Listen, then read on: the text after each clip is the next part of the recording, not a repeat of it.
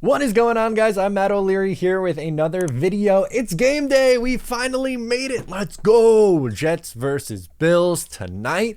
I'll be going live at 6:30 for the pregame show. At halftime, I'll be on with Green Bean on the Talkin' Jets channel. And of course, after the game, I will have my recap live on this channel. I'm very excited about the game, as I'm sure everyone is. But I wanted to talk to you guys before the game, late morning, early afternoon, some feelings like we had. You had your coffee, read over the things that when it happened yesterday after a long day of red zone and Sunday night football, kind of just taking a breather now and seeing what happened yesterday. And that's what I was doing. I was going back over through the box scores and the stats and just looking at everything, checking my fantasy teams.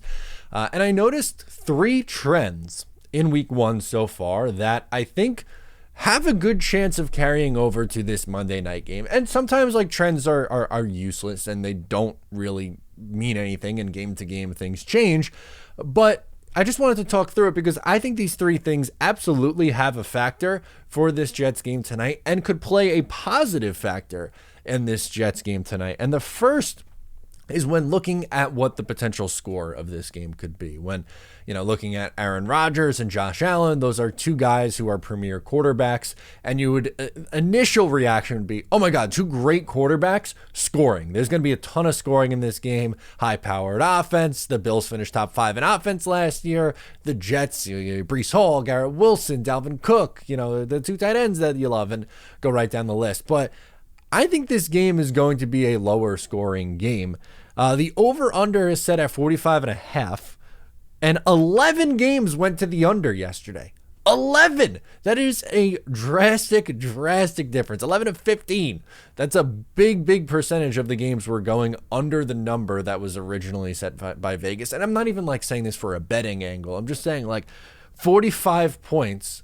Probably the first team to 20 wins. That might sound crazy because of just how outside of this game, you would think both offenses are top half of the league offenses, but you could be looking at a 23-20, 21-17 kind of game.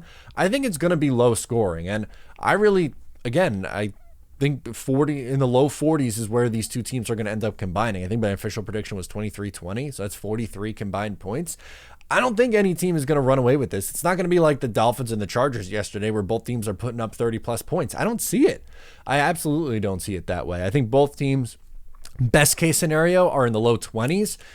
Maybe only one of the teams gets into the 20s, but I don't think either team runs away with this, which I guess is a good transition into the second trend of the day, which was 7 of the underdogs yesterday won the game outright, and 9 of them covered. So a little less than half of the underdogs just flat out outright won, that's a pretty big number. And there were some, relatively big upsets. I was not expecting the Tampa Bay Buccaneers to win. That was a big one. The Rams, the Dolphins, the Raiders, all three of those teams were teams that won outright. And I think the Jets have a really good shot in this game. They're 2.5-point underdogs. And look, Buffalo is a really damn good football team. So I'm not going to sit here and tell you, guarantee Joe Namath guarantee a victory today. I don't necessarily think that's fair, but with looking at the trends from week one, I absolutely think that's something that could continue and carry into tonight.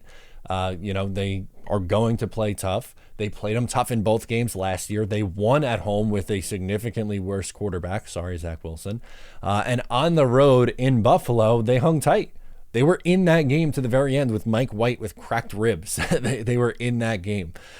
So I think the Jets can absolutely win this one at home and make it 8 outright, which would be exactly half the underdogs winning outright, which would be surprising. I'm not even talking about covered. If it was 10 of the 16 games the underdog covered, that would be impressive enough. But talking about half of the underdogs flat out won the game, that's pretty big. And my last little nugget from yesterday that I'm hoping continues into this game tonight is that 9 teams in the NFL yesterday, 9 teams, had 4+ sacks. 4+ sacks is a really nice number. That is the goal for me. I want the Jets to finish with 4 or 5. Obviously, more than that is great. But if they're in that 4 to 5 range, that would be pretty good. And when you look at these two teams and how they played last year, in the win, the Jets sacked Allen 5 times. In the loss, they sacked him 3 times. That's 8 in the 2 games, so an average of 4. I think that's the magic number. If they can get into that 4+, they will be in pretty good shape for this game. And looking at the right side of the Buffalo Bills offensive line, I think that's an area of concern. They're starting O'Cyrus Torrence as a rookie, his first NFL game. Good luck, you're going up against this Jets interior defensive line. And Spencer Brown at right tackle, it's well documented his struggles. So unless he just flips the light switch on and is good to go, I don't know. Again, I don't know how likely that is to happen, but interesting. I think the Jets are looking at another game similar to where they were last year in the home game against the Buffalo Bills, where they're sacking Josh Allen 5 times. If that's the case, then I think the other two things happen, which is one, the under coming in. I think a low scoring game. That's my expectation for this game. I think it's going to be a lower scoring game between the two sides. And I think the Jets win outright as an underdog. But anyway, that's my thoughts on it. Some trends from yesterday that I think will carry over into the New York Jets versus Buffalo Bills game tonight. You let me know your thoughts. Once again, I'm Matt O'Leary, and I'll catch you next time.